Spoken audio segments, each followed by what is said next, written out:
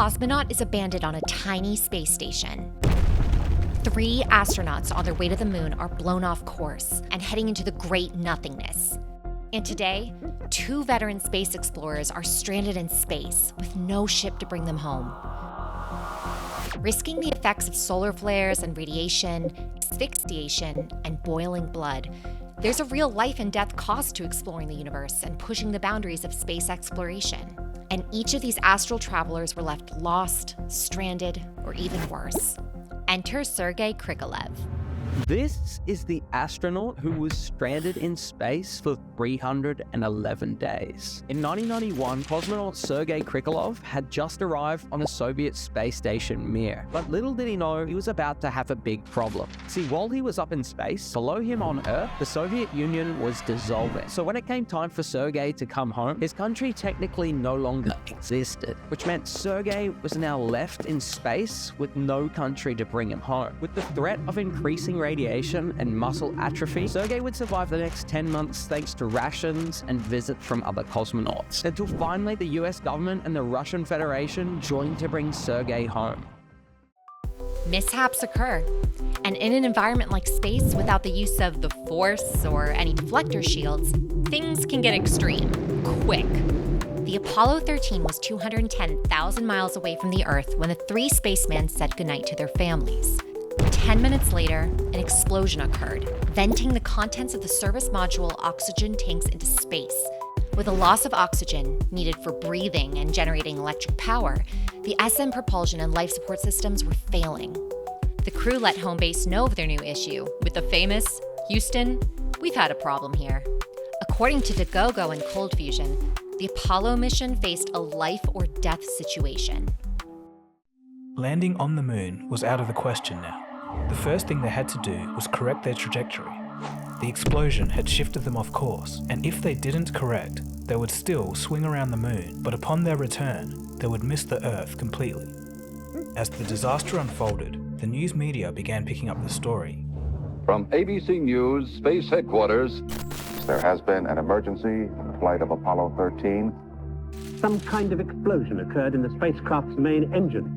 The explosion affected the spacecraft's main power system supplied by fuel cells.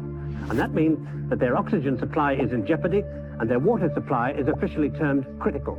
The whole Earth was now watching, including the families of those in space. I thought, something's wrong. My dad's never coming back. I'm never going to see my dad again. I basically felt at that point that he was dead.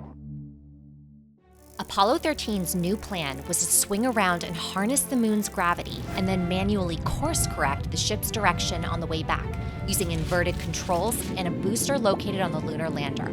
That ship was never designed for open space travel like this, but somehow they managed to return on target and smash back through the atmosphere to gently splash into the South Pacific Ocean on April 17, 1970.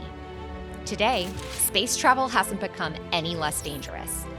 Currently, there are 2 astronauts stranded in space. Sunita Williams and Butch Wilmore, 2 veteran American astronauts, launched above the stratosphere on a mission to last 8 days. Their test spacecraft got them into space, but was unable to bring them home.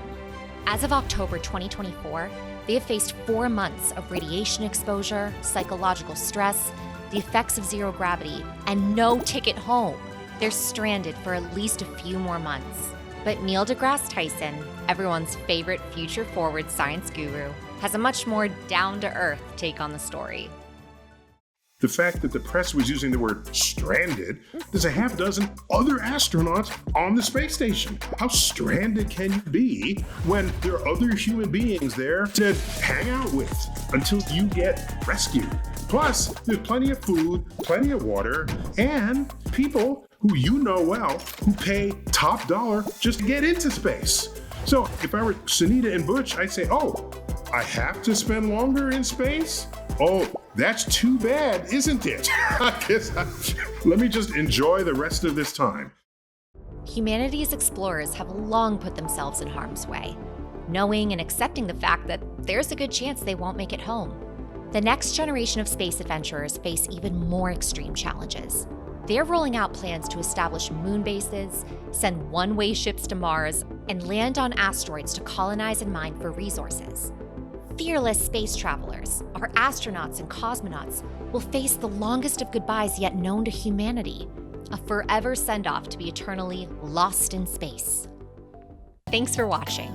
If you were offered a one-way trip to Mars, would you go? Let us know in the comments below. And don't forget to link us to other thoughts that matter.